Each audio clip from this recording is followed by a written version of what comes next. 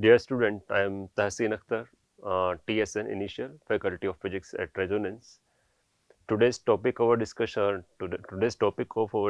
is moment of inertia for a point mass. What is a moment? What is inertia? First, you have to clear this concept. Inertia. Inertia is resistant to change. Moment of inertia is basically resistant to change in angular, change in rotational motion. ठीक, तो आपके पास moment of inertia find करने के लिए point mass के लिए अगर आप देखें तो that's formula is I is equal to M into R square.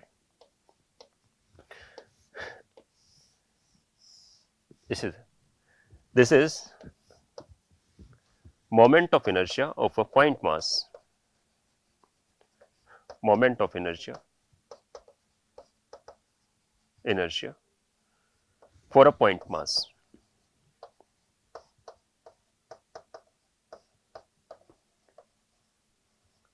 About an axis. Axis clear होना चाहिए. तो मोमेंट ऑफ इनर्शिया आपके पास दैट्स अगर स्ट्रिक्टली स्पीकिंग तो ये आपके पास एक टेंसर क्वांटिटी है, but tensor quantity is not in syllabus of NEET. So at the level of NEET you have to consider only two quantity. Is it a vector or a scalar. तो अगर उस sense में बात करें तो आप इसको कह सकते हैं कि that's a scalar quantity. That's a scalar quantity. Scalar quantity, but actually it's a tensor quantity. ठीक है. तो ये आपके पास होगा m into R square. m is here mass, that's a point mass. ठीक है. r, यहां आपको अच्छे से ये चीज समझना होगा. That's r is perpendicular distance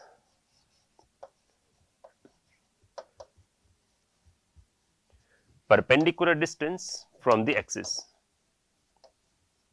Distance from the axis of rotation.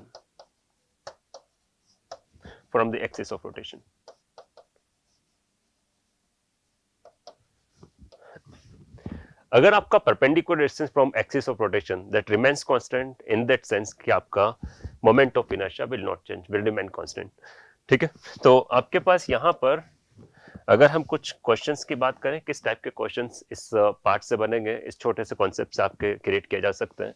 जैसे आपके पास यहां पर ये एक्सिस ऑफ रोटेशन है, दैट्स एक्सिस ऑफ रोटेशन, और पॉइंट मास आपके पास ये है, that's a point mass. Let's say mass is m.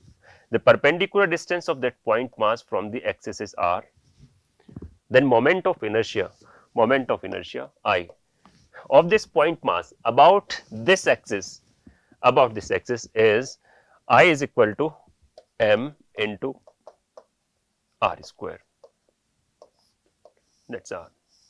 That r is a perpendicular distance from this axis, this mass.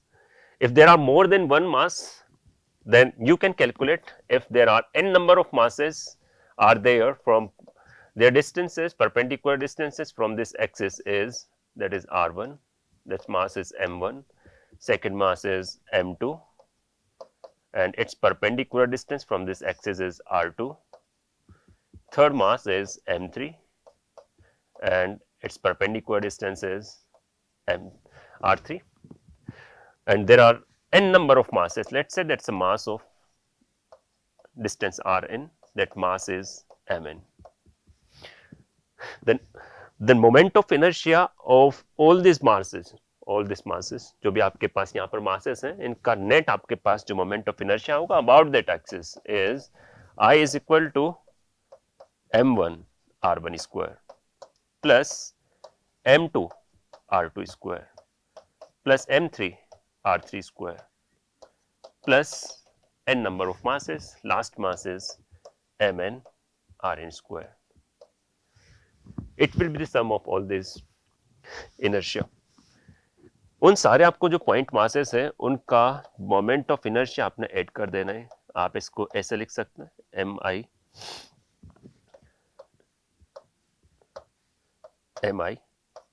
Are I square I 1 to I is equal to n.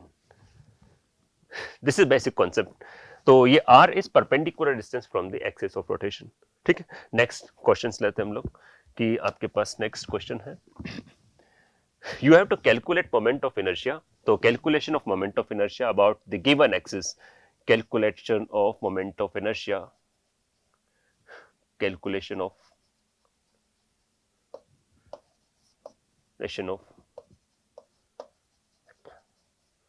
moment of inertia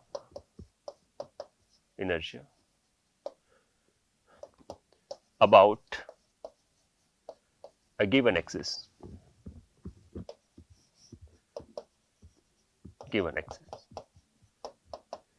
यहाँ पर मैं कुछ questions लिख रहा हूँ, one by one आपको answers देते जाना है. आप वीडियो को थोड़ी देर के लिए पॉज कर लेंगे, आप आंसर देंगे, आपका क्या आंसर आता है, फिर उसके बाद आप मैच कराएंगे.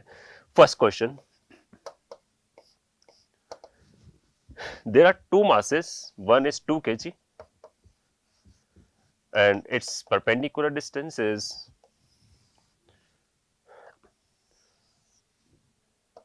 2 meter. Another mass, that's a 3 kg, its perpendicular distance from the axis is 3 meter.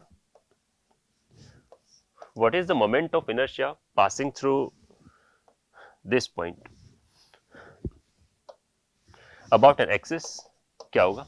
Axis से आपका परपेंडिकुलर डिस्टेंस मेंशन है, डायरेक्ट आप फॉर्मूला अप्लाई करेंगे. I is equal to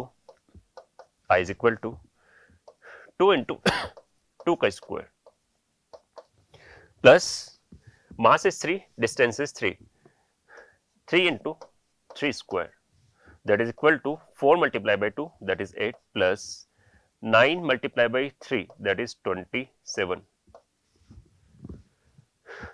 Add these two, you will get 35. Its unit is kilogram, that is m, into r square, that is meter square. Its unit.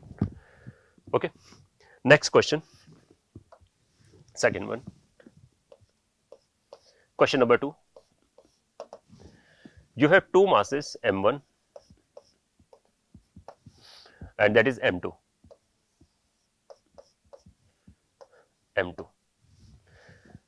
Now you have to calculate moment of inertia about the axis which is passing through both the masses.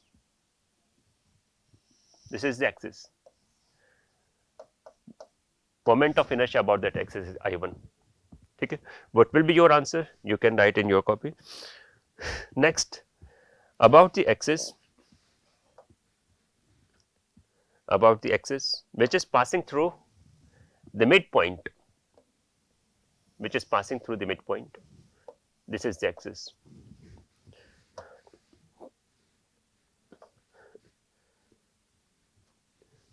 About this axis, moment of inertia is, let's say, I2. What will be your answer? If the separation between these two masses is, let's say, that is r, the distance is r, this is I1, this is I2. Let's say next axis is, that axis is, next axis is this. About this you have to calculate, that is I3. About next axis, this is I4.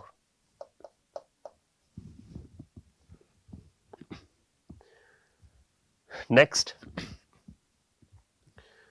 now you have to calculate what is your answer. First, we will solve first I1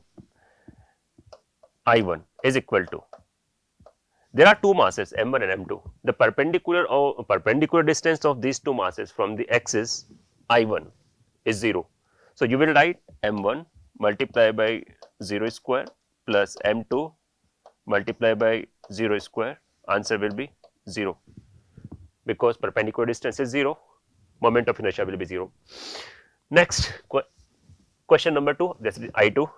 You need to calculate I2. I2 will be this axis passing through the midpoint of the line joining. The midpoint is the distance of this axis from this mass is, perpendicular distance of this mass from the axis I2 is r2, that is r by 2, and this distance is also r by 2 as it is passing through midpoint. So, you will write m1 into r by 2 square plus m2 into r by 2 square. So, answer will be m1 plus m2 multiplied by r square divided by 4. 2 square is 4. Next axis is I3, I3. So, calculation of I3 will be I3 is equal to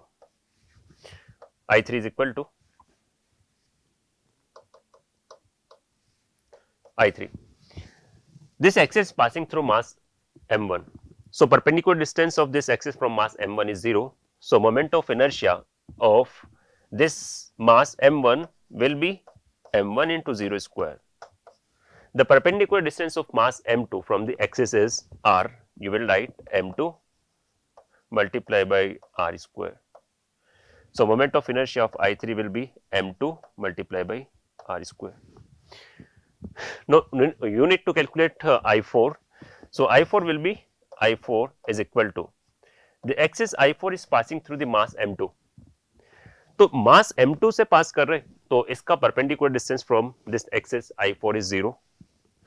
This mass m2 से पास कर रहे तो इसका perpendicular distance is 0 plus mass m1 से इसका mass m1 का perpendicular distance इस I4 से कितना है, that is equal to r.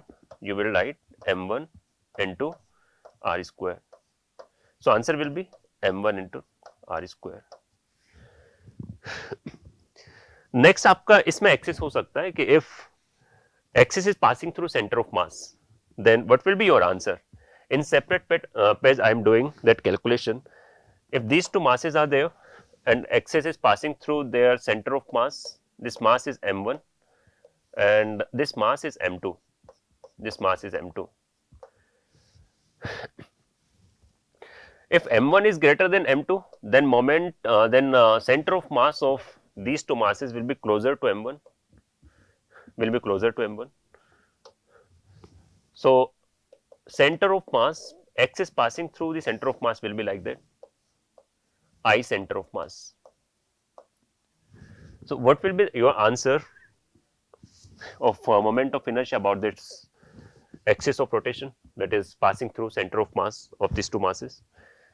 So, you just pause the video, calculate and match your answer. The distance between these two masses is r. This is r. And आपको पता है कि जो आपके पास r होता है, that is distance of the mass from the center of mass. ठीक है, distance of mass from center of mass is proportional to 1 by m. ये होता है आपके पास. क्लियर? तो आप लिखते हैं कि सेंटर ऑफ मास इसका डिस्टेंस जो होगा यहां से r1 मान ले, ये मान ले आप r2 मान ले. तो आप यहां से लिख सकते हैं कि r1 upon r2 inversely proportional होगा. तो आप कहेंगे कि m2 upon m1.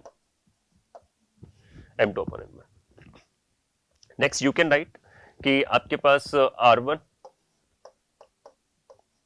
Plus r2 is equal to r.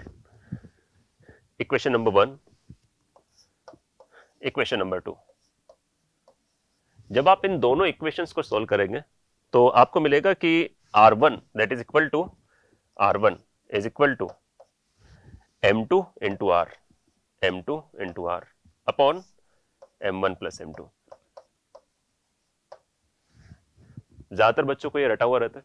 ठीक है, आपको भी रटा हुआ है तो अच्छी बात है. तो अगर नहीं रटा हुआ है तो आप इसको याद रख लें. r1 जब आप r1 लिख रहे होंगे तो ऊपर लिखना है आपको m2 को, दूसरे मास को लिखना है.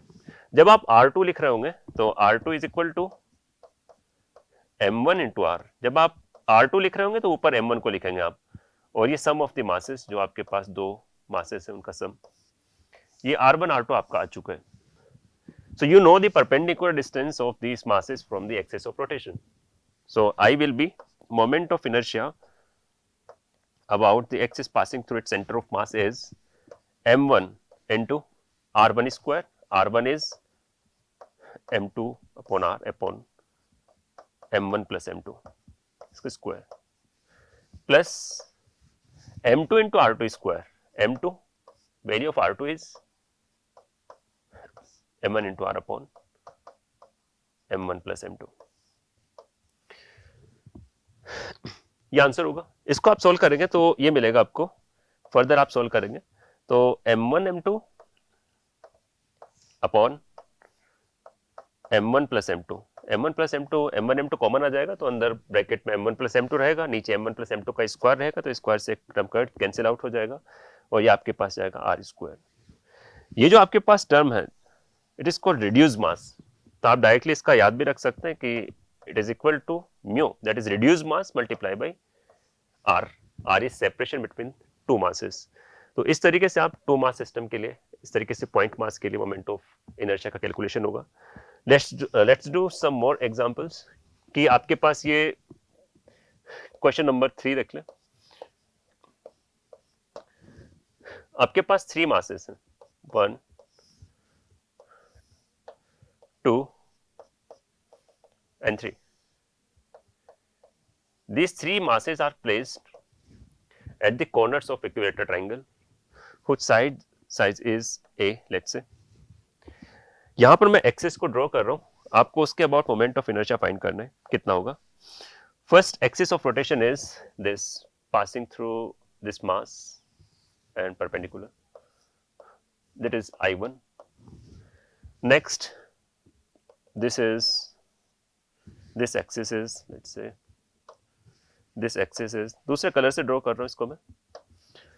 This axis is I2. Next axis है आपके पास, that is this axis is I3.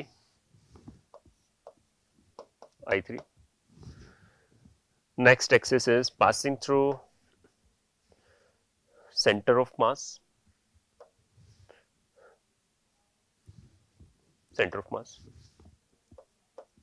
This is I4. This is I3. So one by one calculation करते हैं. आप थोड़ा सा वीडियो को पॉज करें, आप खुद से सोल्व करें, आंसर आप मैच कराएंगे. कितना होगा? First I1 is equal to, ये एक्सेस I1 आपका, ये सब मासेस आपके इक्वल दिए हुए हैं, दैट मास m.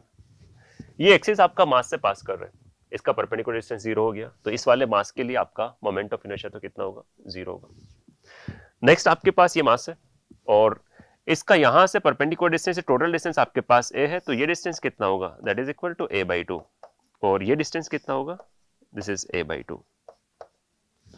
तो आप लिखेंगे कि फर्स्ट जो मास है आपके पास m into a/2 square plus m into perpendicular distances, दोनों मासेस का आपका a/2 है, तो आपने ऐसे लिखा है.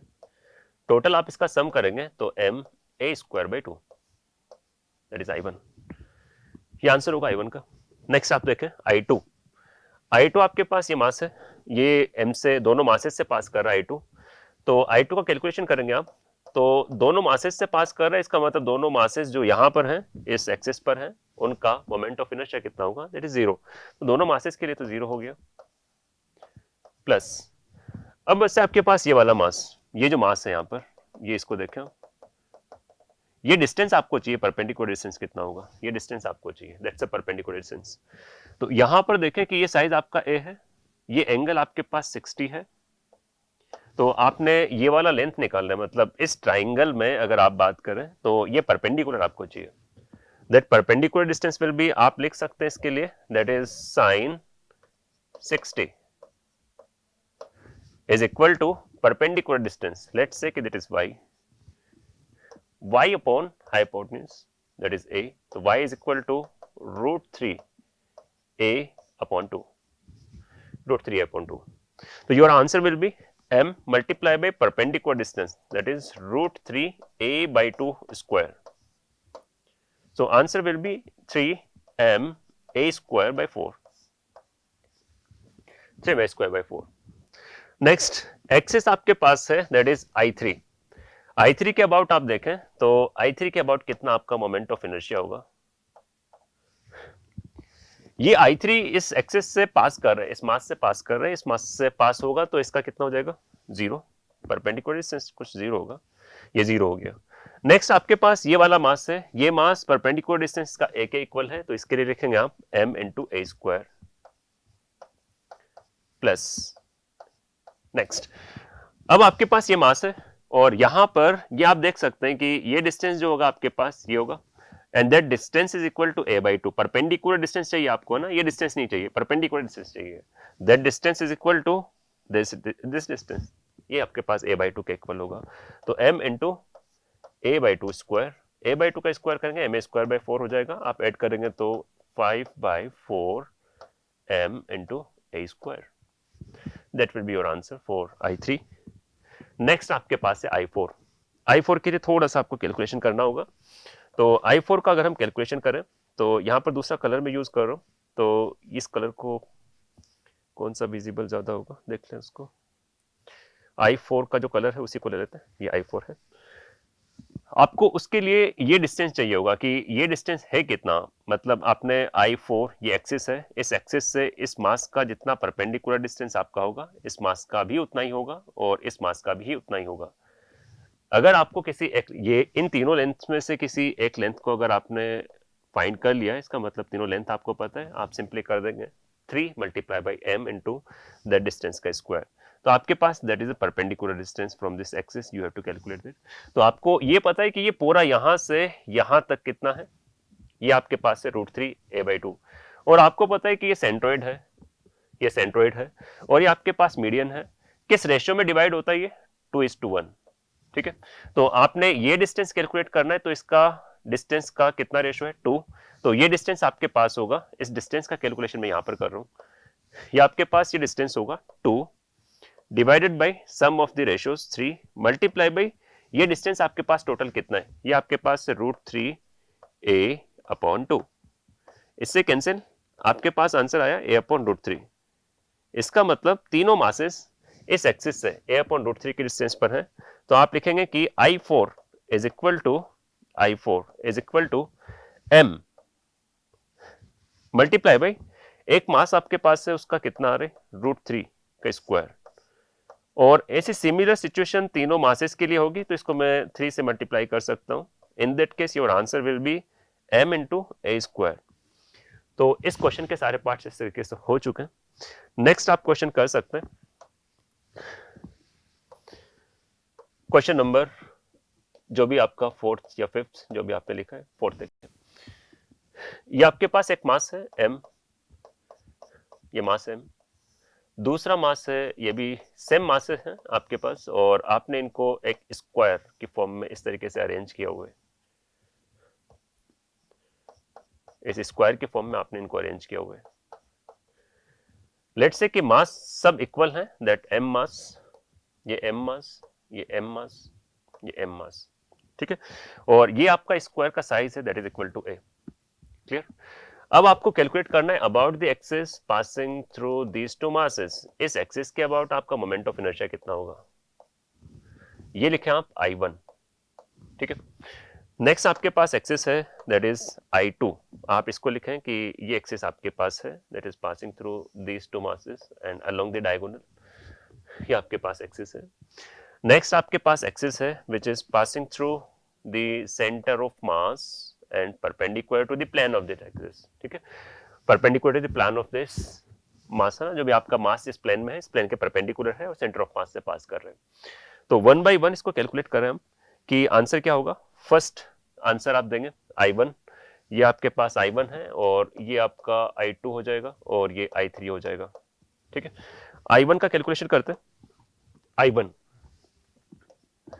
I1 के लिए दोनों मासेस से एक्सिस आपका पास कर रहे हैं, इन दोनों मासेस से कितना हो जाएगा इसका 0, और ये दोनों मासेस कितना परपेंडिकुलर डिस्टेंस दोनों का कितना है, ये भी a के इक्वल है, ये भी a के इक्वल है, तो दो का तो 0 हो गया, 0 प्लस 0, और दो मासेस के लिए आपका डिस्टेंस परपेंडिकुलर है a स्क्वायर, तो m into a square plus m into a square, answer will be 2m into a square,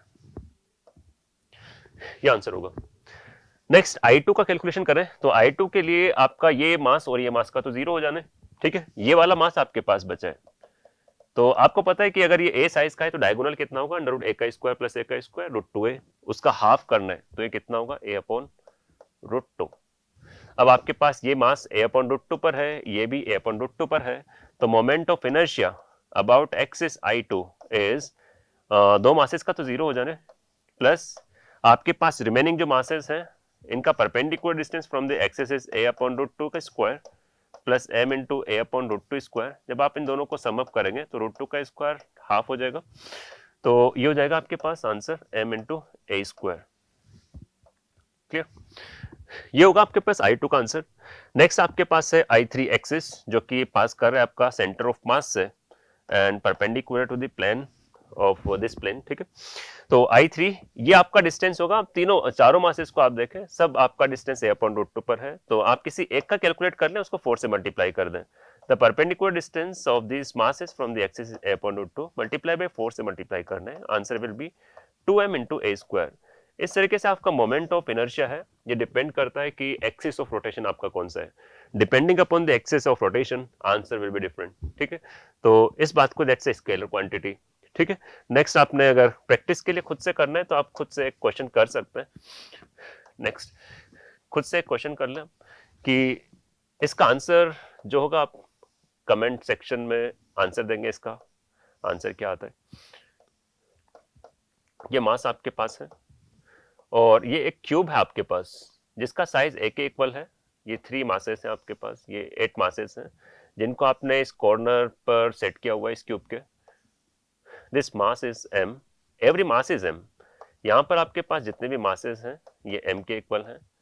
size of that cube is a, ये m है, ये आपके पास m है, ये आपका m है, ये मास m है, ये भी मास m है। ठीक है, तो आप क्वेश्चन को थोड़ा सिंपल कर लें तो सिर्फ इस एक्सिस के अबाउट बता दें कि इस एक्सिस के अबाउट मोमेंट ऑफ इनर्शिया कितना होगा आपका। बहुत सारे भी डायगोनल्स आप ले सकते हैं कि ये डायगोनल के अबाउट, ये डायगोनल के अबाउट। मैं आपसे सिर्फ ये पूछ रहा हूँ कि इस एक्सिस के अबाउट कितना होगा। तो इन टुडेज क्लास हमने क्या सीखा कि पॉइंट आपके पास अगर मास है तो उसका मोमेंट ऑफ इनर्शिया किस तरीके से कैसे कैलकुलेट करते हैं। तो उसके अलग अलग एग्जांपल्स लिए। मोमेंट ऑफ इनर्शिया आपका बेसिकली वैसे तो टेंसर क्वांटिटी है, but at this level, NEET के लेवल पर आप उसको स्केलर मान सकते हैं। तो ये डिपेंड करता है कि आपका एक्सिस ऑफ रोटेशन कितना है। अगर परपेंडिकुलर वहां पर आप डिस्टेंस लेते हैं, ठीक है, परपेंडिकुलर डिस्टेंस अगर चेंज नहीं होगा तो आपका मोमेंट ऑफ इनर्शिया भी चेंज नहीं होगा। एक पार्टिकल है आपके पास, उसका परपेंडिकुलर डिस्टेंस r है और वो सर्कल में रोटेट कर रहा है अबाउट एन एक्सिस, तो उस एक्सिस के अबाउट अगर सर्कल में रोटेट कर रहे हैं तो उसका मोमेंट ऑफ इनर्शिया चेंज होगा कि नहीं होगा, आपको तो इसका आंसर दें। परपेंडिकुलर डिस्टेंस जब तक चेंज नहीं होता है तब तक moment of inertia point mass के लिए चेंज नहीं होगा। ठीक है, तो that's all about today's class. Thank you. आपका जो ये डीपीपी का सेक्शन होगा, ठीक है, आपका इस क्वेश्चन की बेसिस पर कुछ क्वेश्चंस आपको वीडियो का जो लिंक होगा नीचे आपका, उसमें आपको प्रोवाइड कर दिया जाएगा। आप उन क्वेश्चंस को सॉल्व करें, उसका आंसर दें।